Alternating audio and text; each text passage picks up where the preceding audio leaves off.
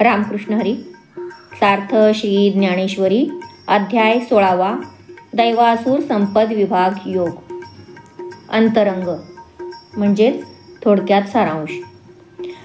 अध्याय 16 यामध्ये दैवी आणि आसुरी संपत्तीचे वर्णन केले आहे. प्रारंभी सद्गुरूंचे वर्णन केले आहे. सद्गुरू सूर्याच्या दिव्य प्रकाशाने मुक्त कैवल्य स्वरूप आणि भावरूपी उत्तम दिवस प्राप्त होतो.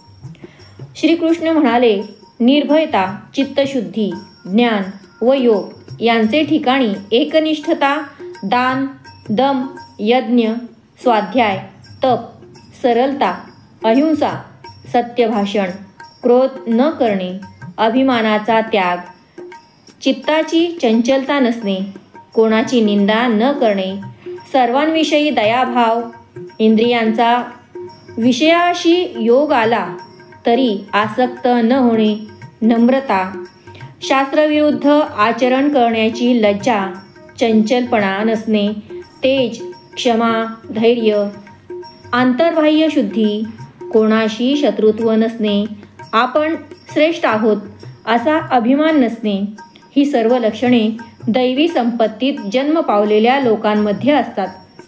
दंभ, घमेंड, अभिमान, क्रोध, कठोर भाषण तसेच अज्ञान ही सर्व आसुरी संपदा प्राप्त झालेल्या पुरुषाची लक्षणे होत.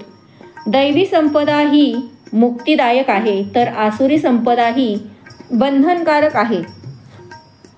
पुढे आसुरी संपत्तीच्या पुरुषाचे लक्षण व त्यांच्या अधोगतीचे वर्णन केले आहे.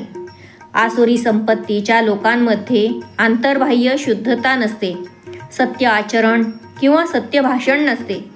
आसुरी लोक म्हणतात, ईश्वराशिवाय हे जग आपोआप निर्माण झाले आहे.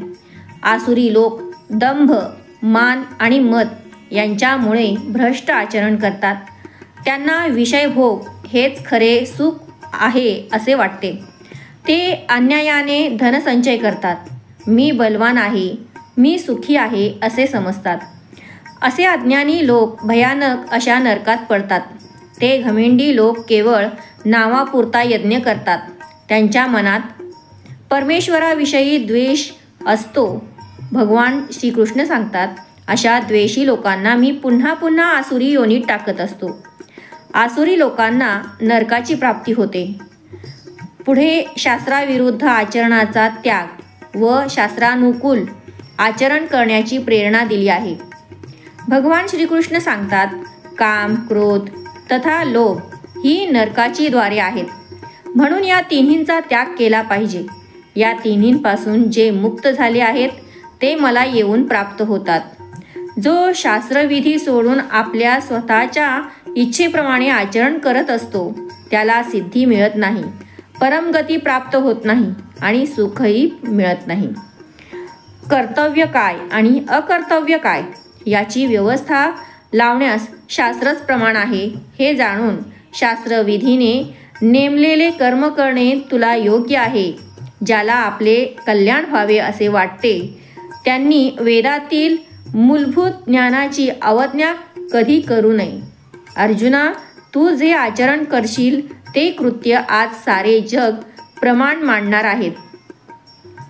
संत ज्ञानेश्वर महाराजांनी दैवी संपदा व आसुरी संपदा यांचे सविस्तर वर्णन केले आहे. त्यामुळे सर्वसामान्य जनास सहजच परमार्थ कळतो. आपले आचरण ही नित्याची साधना आहे आणि ते आचरण कसे असावे याचे प्रतिपादन सुबोध पद्धतीने केले आहे. जीवन पूर्ण आनंदी होण्यासाठी दैवी संपदेचे सर्व गुण जाणून तसे आचरण करणे अत्यंत आवश्यक आहे.